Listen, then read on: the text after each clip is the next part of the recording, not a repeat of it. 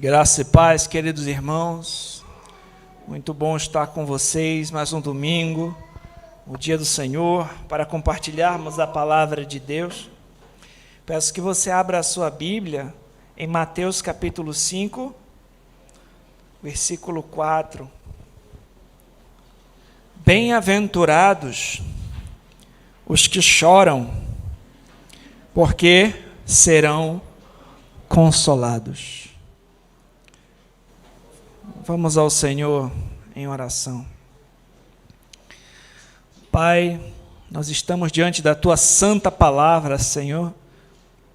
Ela é lâmpada para os nossos pés, ela é luz para o nosso caminhar, ela é alimento para a nossa alma, Senhor. Reconheço a minha fraqueza, a minha total dependência de Ti. Tenha misericórdia de mim, ajuda-me, Senhor, a expor a Tua palavra com fidelidade. Prepara nossos corações, eu te peço, Pai, como um solo fértil para receber a Tua boa semente e que ela venha frutificar abundantemente em nossas vidas e nossa igreja. Que o Senhor seja glorificado. Em nome de Jesus, amém.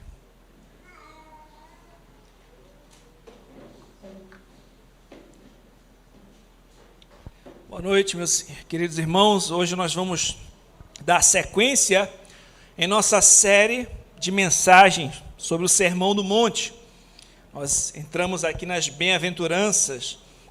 Nós vimos, meus irmãos, que o Senhor Jesus Cristo iniciou o Sermão do Monte descrevendo como é a pessoa verdadeiramente abençoada, realmente abençoada, ou seja, como é aquele bem-aventurado, aquele feliz. Nós pontuamos, na última mensagem, algumas verdades sobre as bem-aventuranças, que eu vou recapitular agora. Em primeiro lugar, nós vimos que todos os crentes devem ser assim. Nós vimos que as bem-aventuranças, elas não são somente para aqueles super crentes, né? Não são só para uma casta de super crentes ou algo assim. Não, elas devem descrever o cristão comum, eu e você. Em segundo lugar, nós vimos que espera-se que todos os crentes manifestem todas essas qualidades, mesmo que seja em algum nível. Então, nós vimos que cada bem-aventurança está conectada, elas não estão separadas ou isoladas umas das outras. Não é assim, um é pobre de espírito, o outro chora, não. Todas elas são conectadas e espera que todos os crentes manifestem todas essas qualidades em algum nível. Em terceiro lugar, nós vimos que elas não se referem a tendências naturais, ou seja, não se trata de uma qualidade natural de temperamento, né? Essa pessoa aqui é mais mansa, então é uma bem-aventurança. Não, não é algo natural, mas é uma disposição produzida pela graça divina, é algo espiritual. Por fim, nós vimos que elas demonstram a diferença essencial que há entre o crente e o incrédulo, né? Nós vimos que a vida do crente deve ser realmente diferente da vida do incrédulo. E aqui, quando nós adentrarmos nessa bem-aventurança de hoje, bem-aventurado aquele que chora, nós observamos exatamente também essa característica aqui, né? Porque aquilo que o mundo procura evitar a todo custo é chorar, é sofrer, né? Como assim bem-aventurado que chora? Então é algo que já destaca, né? Diferencia, e nós vamos entender o que significa isso, certo? Então, desse modo, recapitulando isso, nós podemos considerar agora nós vamos relembrar agora qual foi a primeira bem-aventurança que nós trabalhamos. Nós falamos da primeira bem-aventurança, foi a pobreza de espírito. Nós vimos que essa bem-aventurança serve de chave para a compreensão de tudo aquilo que virá. Nós vimos que a pobreza de espírito é o reconhecimento pessoal da falência espiritual. É a confissão consciente de nossa própria indignidade diante de Deus. Eu até ilustrei para vocês a pobreza de espírito com aquela história do publicano e o fariseu. Vocês lembram? Enquanto o publicano, enquanto o fariseu orava dele para ele mesmo, ainda bem que eu não sou como aquele cara ali, o publicano não tinha outra coisa a dizer senão: Senhor, tem misericórdia de mim, sou um pecador. Então a pobreza de espírito reconhece a sua total necessidade, dependência de Deus, reconhece a sua nulidade, a sua fraqueza, reconhece que precisa do Senhor. Então, o pobre de espírito é aquela tremenda tomada de consciência da nossa própria nulidade. Quando nós chegamos a enfrentar Deus face a face, nós reconhecemos a nossa fraqueza, reconhecemos quem nós somos. Isso é ser humilde de espírito. Eu também ilustrei na semana passada com Isaías, quando ele tem aquela visão, viu o Senhor no alto e sublime trono, e ele vai posteriormente dizer: ai de mim que vou perecendo, porque sou um homem de lábios impuros, habito no meio de um povo de impuros lábios, os meus olhos viram o Rei, o Senhor dos Exércitos. Então esse sentimento de incapacidade, de nulidade diante da majestade, da santidade de Deus, é a nossa pobreza de espírito. E como eu falei, ela é a chave que serve para a compreensão de tudo aquilo que virá. E hoje nós vamos considerar a segunda bem-aventurança, como eu já li aqui: bem-aventurados os que choram, porque serão consolados. Quando a gente lê bem-aventurado, nós também já aprendemos o que significa isso. Bem-aventurado quer dizer feliz, ditoso, de respeito a um bem-estar concedido por Deus. E na sequência do texto nós vemos: bem-aventurados os que choram. Quando eu lidei com a outra bem-aventurança, eu mostrei para vocês algo que ela não significa. Eu falei o que não é ser pobre de espírito, para depois explicar o que é. Eu vou fazer a mesma coisa hoje.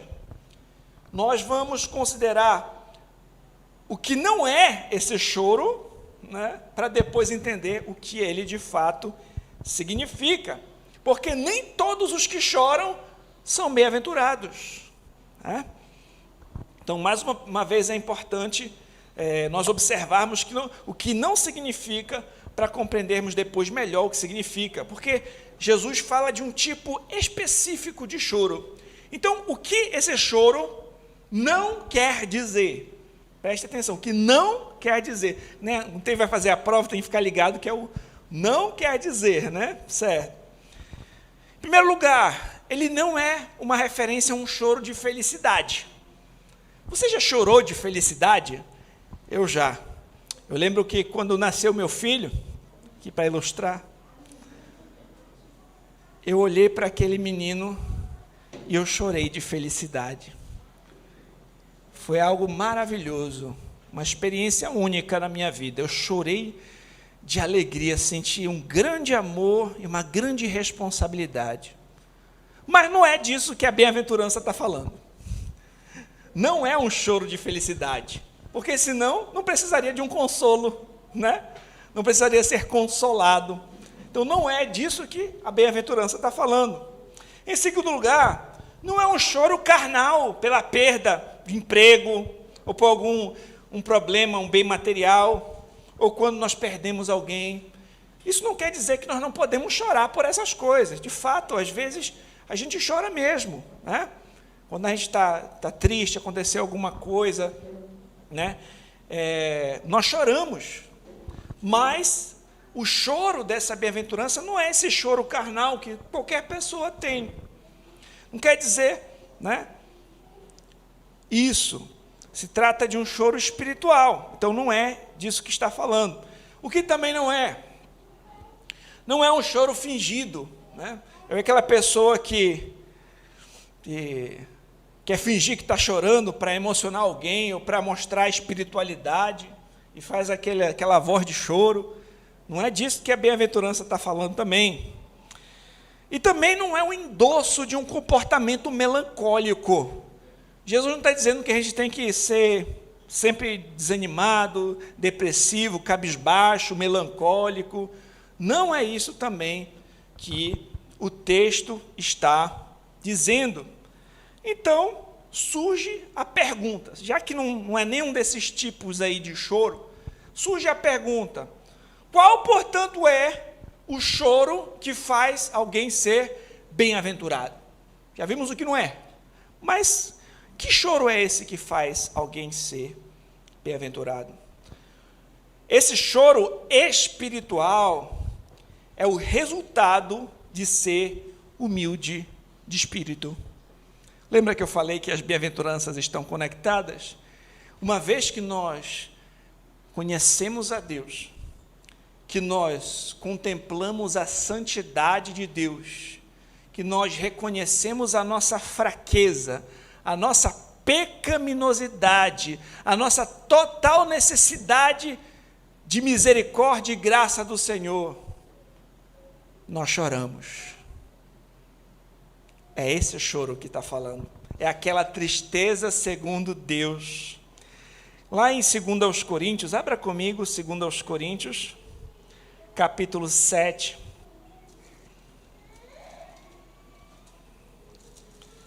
2 Coríntios, capítulo 7, versículo 9.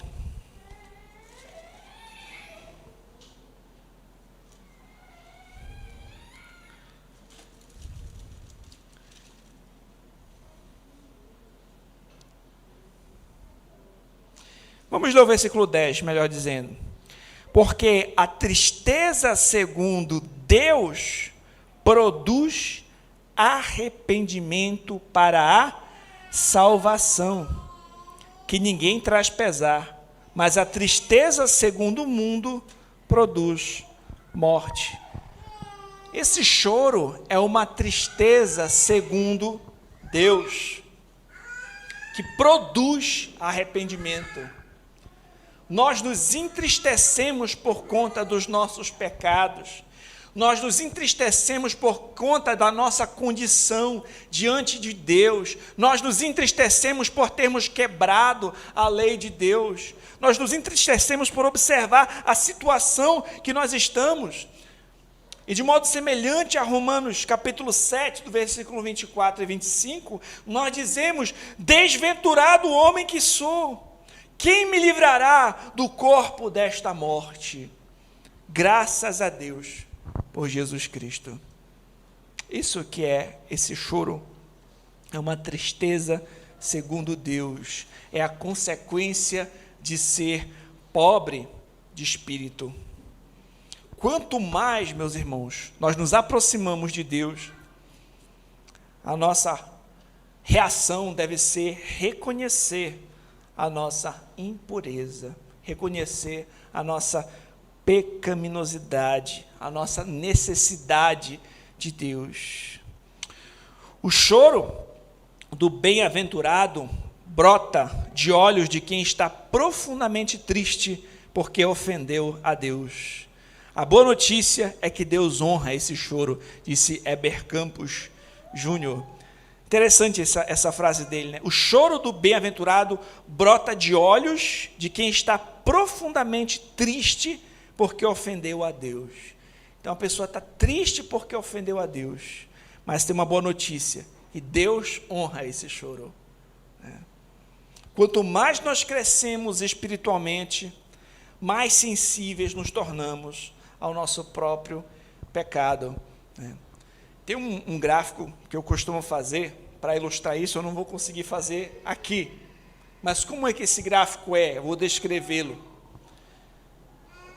Quando nós aprendemos que existe um Deus, geralmente a gente pensa assim: eu estou aqui, Deus está bem aqui em cima. Mas um dia, nos é pregado o Evangelho, nós compreendemos a nossa pecaminosidade, nós vemos que nós estamos aqui embaixo, e Deus está mais lá em cima, está bem mais do que a gente imaginava, que tem esse abismo entre nós. E alguém fala a respeito de Cristo, Então, o gráfico que está assim, agora tem uma cruz no meio. Então a cruz se torna algo tão importante para nós, porque Cristo é quem nos traz paz com Deus, nos reconcilia com Deus. A questão é que quanto mais a gente vai conhecendo a Deus, quanto mais nós vamos nos aproximando de Deus, o que nós vamos percebendo? Que nós estávamos mais embaixo do que a gente imaginava. O gráfico vai descendo, Nós éramos mais pecadores do que imaginávamos, e que Deus era muito maior, muito mais santo do que nós pensávamos. E o que isso vai fazer? Com que a cruz se torne cada vez algo mais importante para nós. O que Cristo fez vai se tornando algo cada vez mais importante para nós. Deu para imaginar aí na sua mente o gráfico? Eu espero que sim. Então, meus irmãos, quanto mais nós nos aproximamos, nós crescemos espiritualmente, nós nos tornamos mais sensíveis ao nosso próprio pecado. Talvez a gente pensava que só aqueles pecados mais escandalosos ou mais grosseiros desagradavam a Deus. Agora nós começamos a perceber sentimentos internos, não é? Palavras inúteis que saem das nossas bocas, pensamentos desagradáveis, imoralidades que a gente não gostaria de pensar ou de perceber o próximo com a pior maneira possível de pensar. A gente vai começando a observar a maldade em nós mesmos, e isso nos entristece. E quanto mais nós conhecemos a Deus, vemos a sua santidade, nós notamos como somos pecadores, e não gostamos disso.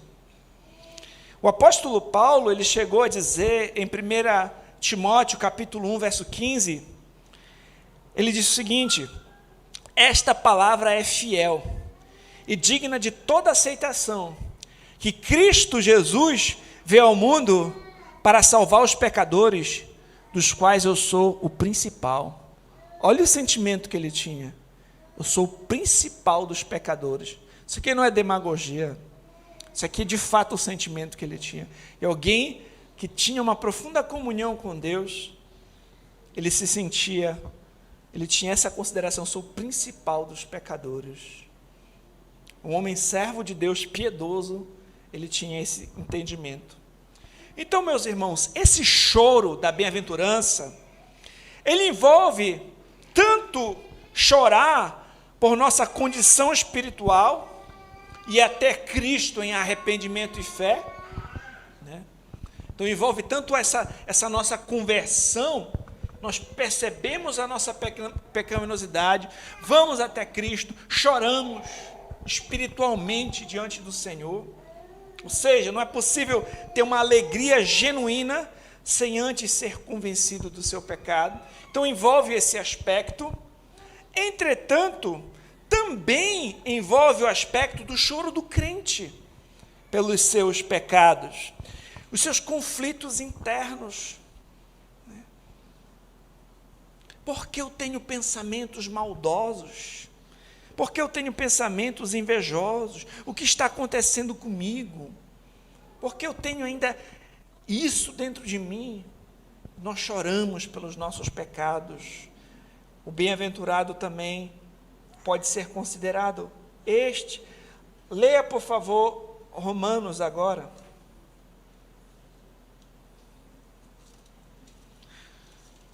Romanos capítulo 8,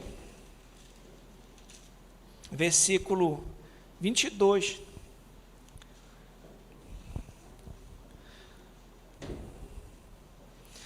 Porque sabemos que toda a criação, a um só tempo, geme, suporta angústias até agora.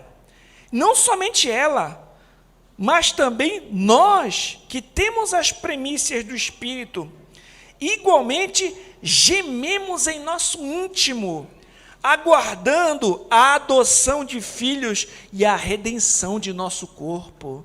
Nós gememos aguardando isso. Como será maravilhoso o dia em que eu não puder mais pecar. Como será maravilhoso o dia que eu vou ser liberto da presença do pecado. Que essa luta interna, que esses conflitos internos, essa maldade remanescente irá cessar.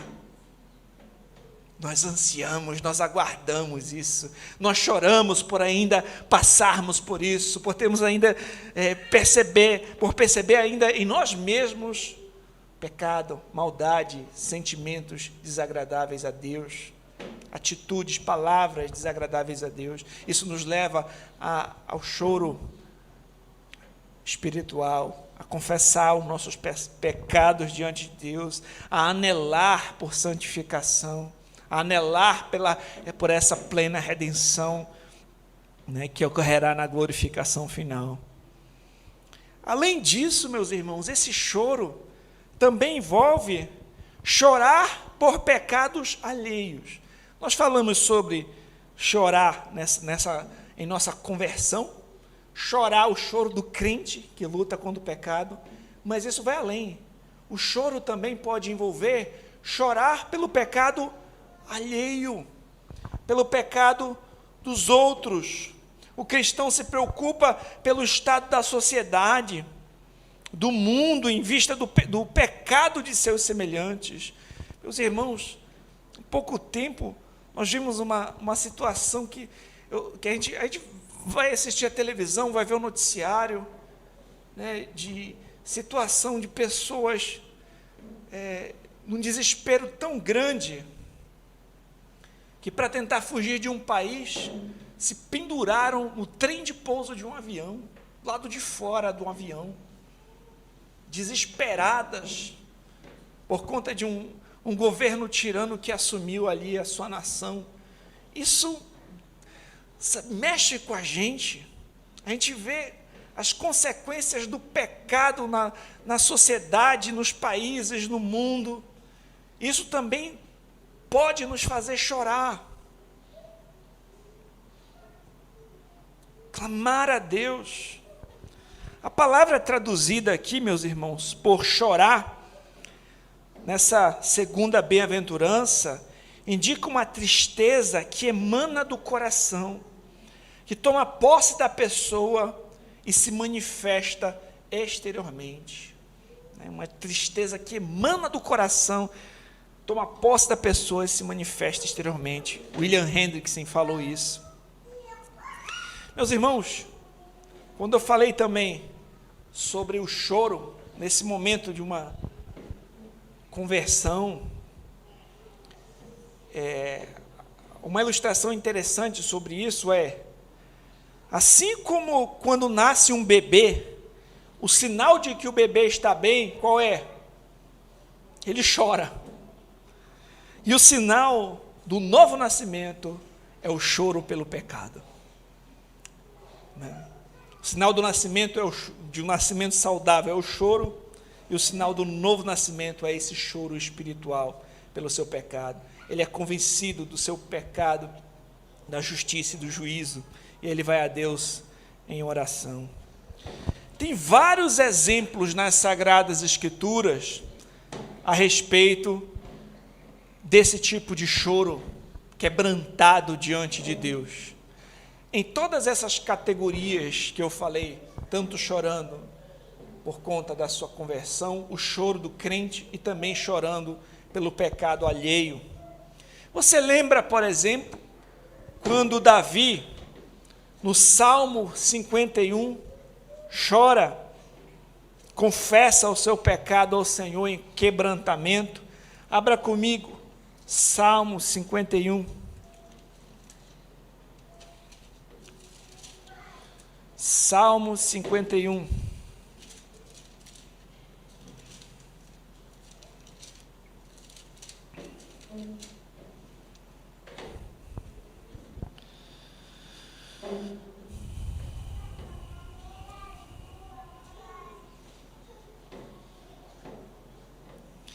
compadece-te de mim, ó Deus, segundo a tua benignidade, segundo a multidão das tuas misericórdias.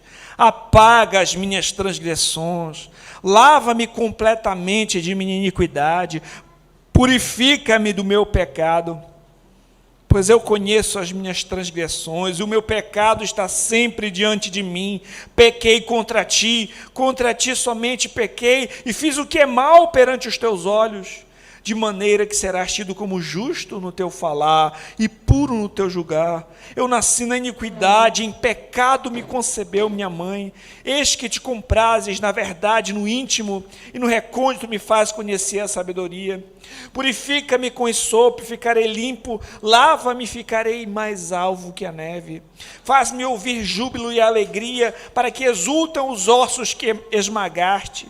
Esconde o rosto dos meus pecados e apaga as minhas iniquidades. Cria em mim, ó Deus, um coração puro e renova dentro de mim um espírito inabalável. Não me repulses da tua presença, nem retires o teu Santo Espírito. Restitui-me a alegria da tua salvação e sustenta-me com um espírito voluntário. Então ensinarei aos transgressores os teus caminhos, e os pecadores se converterão a ti. E daí por diante nós observamos a confissão, o quebrantamento do servo de Deus, de Davi, chorando por conta do seu pecado, quebrantado, chorando no espírito, chorando espiritualmente por conta dos seus pecados. Nós observamos Daniel, por exemplo, no capítulo 9, orando, pranteando, tanto pelo seu pecado, quanto pelo pecado do povo.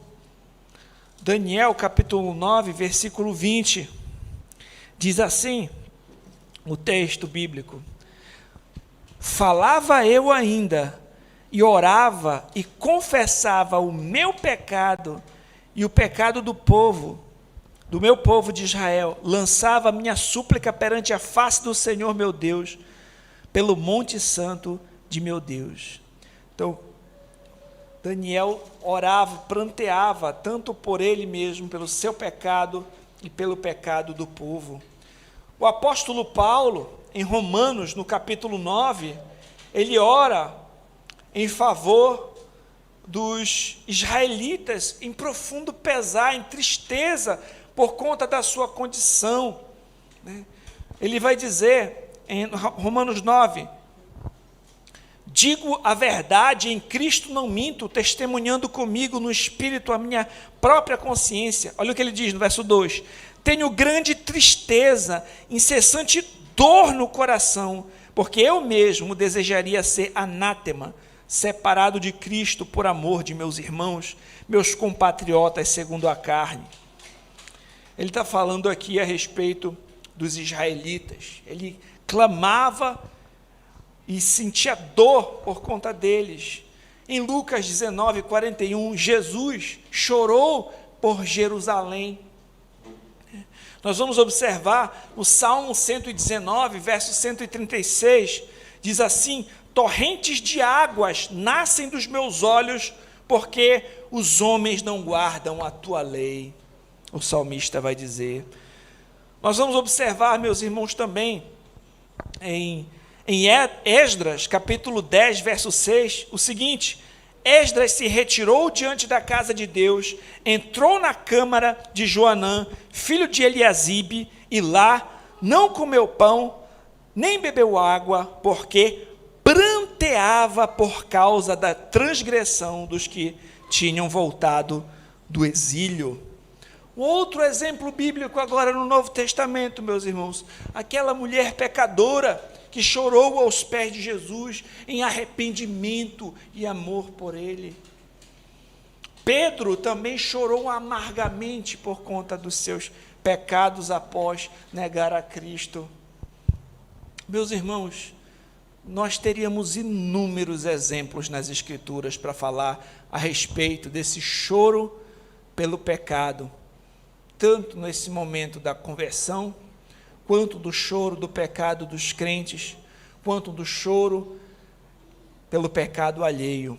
E a minha pergunta a você é: Qual foi a última vez que você chorou pelo seu pecado? Qual foi a última vez que você chorou pelo seu pecado? Que você se quebrantou diante de Deus, confessando ao Senhor o seu pecado, se entristecendo por isso diante do Senhor? Como eu falei, quanto mais nós crescemos espiritualmente, mais sensíveis nós nos tornaremos dos nossos próprios pecados.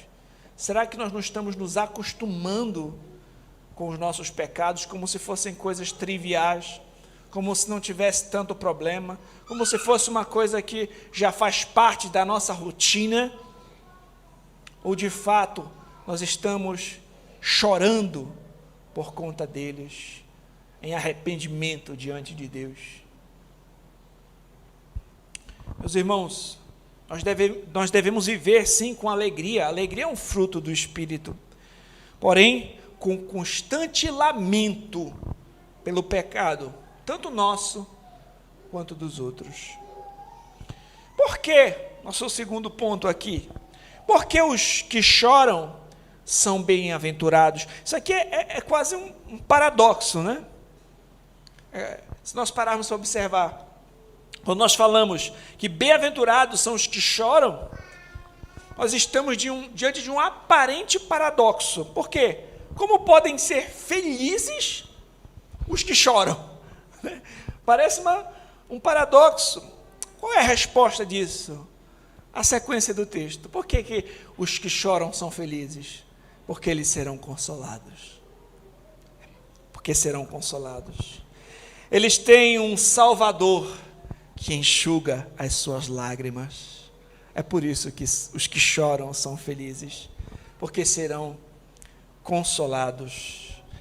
Essa tristeza piedosa faz a alma olhar para Deus. Deus, por sua vez, confere consolo aos que buscam por Ele, né? Que buscam a ajuda dEle. É Ele quem perdoa, é o Senhor quem liberta, é o Senhor quem acalma, é o Senhor quem fortalece. Por que os que choram são bem-aventurados?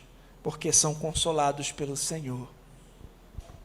O Salmo 30, no verso 5, diz assim: porque não passa de um momento a sua ira, o seu favor dura a vida inteira. Ao anoitecer, pode vir o choro, mas a alegria vem pela manhã. O Salmo 50, verso 15 diz: invoca-me no dia da angústia, eu te livrarei e tu me glorificarás. Mateus 11, 28 ao 30, o Senhor Jesus Cristo disse: vinde a mim, todos os que estáis cansados, sobrecarregados, e eu vos aliviarei. Tomai sobre vós o meu jugo e aprendei de mim, porque sou manso e humilde de coração. E achareis descanso para a vossa alma, porque o meu jugo é suave, o meu fardo é leve. Meus irmãos, às vezes, o consolo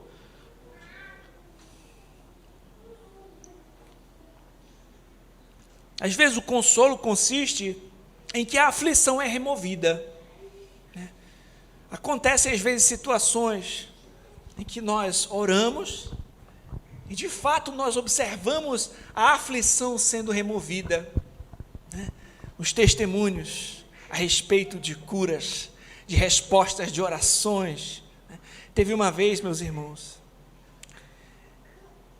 em que um irmão orou, ele estava numa situação financeira bem difícil. Ele dobrou os joelhos e orou a Deus e clamou: Senhor, eu não tenho o que fazer. Eu não tenho o que fazer. Eu confio em Ti, me ajuda. Ele tinha contas para pagar no outro dia. E no outro dia, pessoas que não sabiam nada da situação dele lhe enviaram ofertas. E ele conseguiu pagar as suas contas. Essas coisas acontecem. Deus, ele pode consolar removendo a aflição. Entretanto, com frequência a aflição permanece por algum tempo, mas um peso de glória supera a dor. Vocês lembram quando o apóstolo Paulo fala que ele conheceu um homem, não sabe se no corpo ou fora do corpo, foi levado até o terceiro céu e viu coisas inefáveis que não convém nem falar, coisas maravilhosas, mas ele foi colocado um espinho na carne, um mensageiro de Satanás para lhe esbofetear, e ele orou por 3 vezes pedindo para que fosse removido. E qual foi a resposta do Senhor? A minha graça te basta, porque o poder se aperfeiçoa na fraqueza. Então tem vezes que a resposta não é remover a aflição. Às vezes a aflição permanece por algum tempo, mas isso produz um peso de glória que supera a dor. Em 2 Coríntios 4,17 diz que porque a nossa leve e momentânea tribulação produz para nós eterno peso de glória, acima de toda comparação. As nossas dores e aflições que nós passamos não tem como se comparar com a glória que será manifesta àqueles que esperam no Senhor. Ainda em Romanos, eu queria ler um texto muito conhecido nosso, mas é sempre bom a gente considerar de novo. Romanos 8, a partir do versículo 28, diz assim: sabemos que todas as coisas cooperam para o bem daqueles que amam a Deus, daqueles que são chamados segundo o seu propósito. Porquanto, aos que de antemão conheceu, também predestinou para serem conformes à imagem do seu Filho, a fim de que ele seja o primogênito entre muitos irmãos. E aos que predestinou, a esses também chamou. Aos que chamou, a esses também justificou. Aos que justificou, a esses também glorificou. Que diremos, pois, à vista dessas coisas? Se Deus é por nós, quem será contra nós? Aquele que não poupou o seu próprio Filho, antes por todos nós o entregou, porventura não nos dará graciosamente com ele todas as coisas? Quem tentará acusação contra os eleitos de Deus? É Deus quem os justifica. Quem os condenará? É Cristo Jesus quem morreu, ou antes, quem ressuscitou, o qual está à direita e também intercede por nós, à direita de Deus. Quem nos separará do amor de Cristo? Será tribulação, ou angústia, ou perseguição, ou fome, ou nudez, ou perigo, ou espada? Como está escrito: por amor de ti, somos entregues à morte o dia todo. Fomos considerados como ovelhas para o matadouro. Em todas estas coisas, porém, somos mais que vencedores por meio daquele que nos amou. Porque eu estou bem certo que nem morte, nem vida, nem os anjos, nem os principados, nem as coisas do presente, nem do porvir, nem os poderes, nem a altura, nem profundidade, nem qualquer outra criatura poderá nos separar do amor de Deus que está em Cristo Jesus, nosso Senhor. Louvado seja Deus.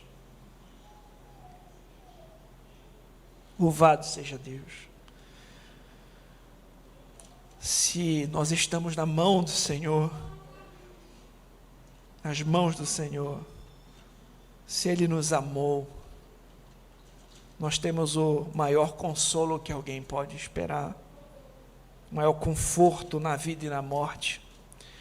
O livro de Apocalipse, no capítulo 7, no versículo 17, diz o seguinte: pois o Cordeiro que se encontra no meio do trono os apacentará, os guiará para as fontes da água da vida, e Deus lhes enxugará dos olhos toda lágrima. Meus irmãos, que coisa maravilhosa, que esperança maravilhosa que nós temos. Nós choramos por conta dos nossos pecados, mas somos bem-aventurados porque seremos consolados por Deus. Nós já somos consolados aqui, porque Ele é conosco, Ele é Deus conosco. Ele já pagou o preço pelos nossos pecados. O Senhor Jesus Cristo já, na cruz do Calvário, expiou, ofereceu uma expiação para pagar o preço por nossos pecados. E nós podemos ter a plena certeza de que essa obra será consumada. Nós seremos apacentados pelo Cordeiro.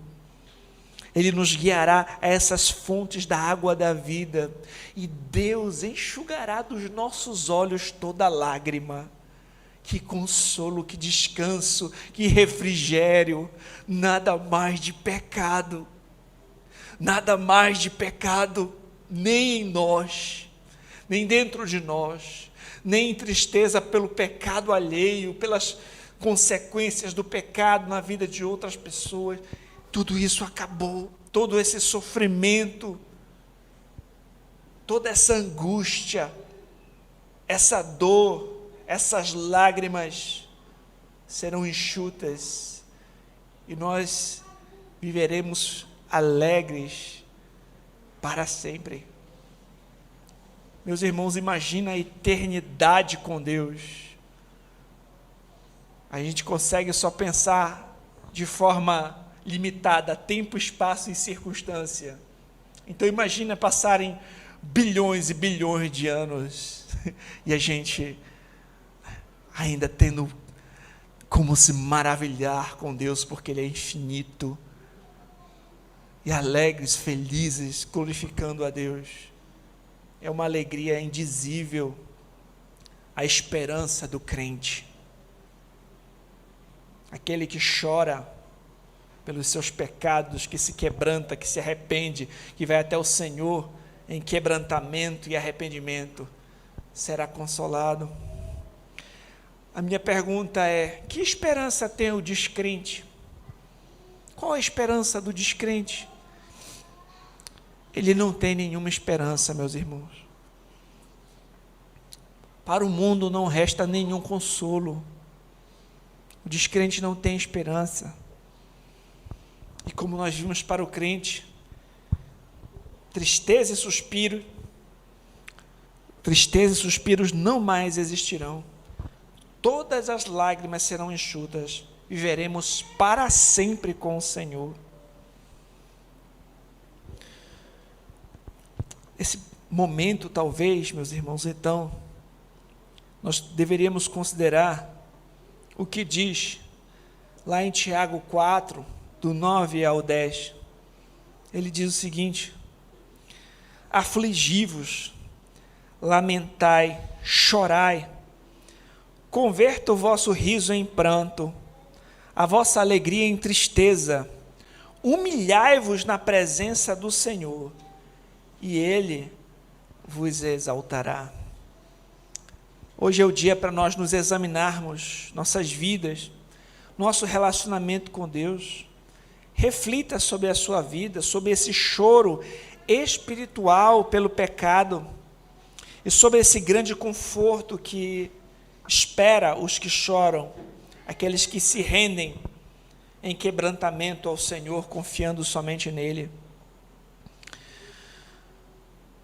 Meus irmãos, pensem a respeito disso, que feliz é aquele que chora, que bem-aventurado é aquele que chora, porque será consolado por Deus. Que possamos hoje, junto com a pergunta número 1 do Catecismo Ortodoxo, lembrar qual é o nosso único conforto na vida e na morte. Eu gostaria de ler para vocês essa resposta. Catecismo Ortodoxo. Preste atenção. Qual é o seu único conforto na vida e na morte? Resposta: que eu não sou de mim mesmo, mas pertenço corpo e alma, na vida e na morte, ao meu fiel Salvador Jesus Cristo. Ele já pagou por todos os meus pecados com seu sangue precioso. Ele libertou-me da tirania do diabo. Ele também cuida de mim de tal forma que nem um só cabelo pode cair da minha cabeça sem a vontade do meu Pai que está nos céus.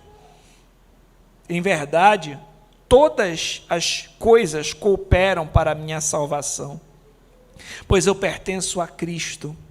E o Espírito Santo me assegura a vida eterna e me faz sinceramente disposto e pronto para, de agora em diante, viver para Ele. Que essa seja, meus irmãos, a nossa firme confiança, a nossa firme esperança, que nós possamos refletir a respeito do que nós lemos e ouvimos aqui. Bem-aventurados os que choram, porque serão consolados. Bem-aventurados os que choram, porque serão consolados. Se você ainda não é um cristão, arrependa-se dos seus pecados, creia em Cristo, chore espiritualmente, tenha esse choro espiritual em quebrantamento diante do Senhor, confesse a Cristo como Senhor e Salvador da sua vida. Entre por essa porta estreita, caminhe o caminho estreito rumo à cidade celestial. Se você já é um cristão, chore também pelos seus pecados e até mesmo pelos pecados alheios. Confesse a Deus, se entristeça por isso, lute contra o pecado, chore por isso. Viva alegremente como fruto do Espírito, mas lamente o pecado na sua vida e na vida dos outros, continuamente, até aquele grande dia em que o Senhor perfeitamente nos consolará, enxugando dos nossos olhos toda lágrima. Vamos ao Senhor em oração. Santo Deus e Pai, nós te agradecemos pela Tua palavra, Senhor, que ela sempre nos ensina, nos admoesta, nos alimenta. Senhor, que maravilhoso é saber que aqueles que choram serão consolados, que temos um Senhor que enxuga nossas lágrimas, que temos um Senhor que nos promete, Senhor, tantas bênçãos, que promete que enxugará dos nossos olhos toda lágrima, que afirma que todo esse sofrimento não se compara com a glória que há de ser manifesta, que está conosco em meio à tempestade e que nos garante que tudo o que nós passamos coopera para o nosso bem. Te agradecemos por isso, Senhor, por ser Deus conosco, por cuidar de nós, que possamos, Senhor, ser esses bem-aventurados, Senhor, que choram e que serão consolados. Em nome de Jesus. Amém.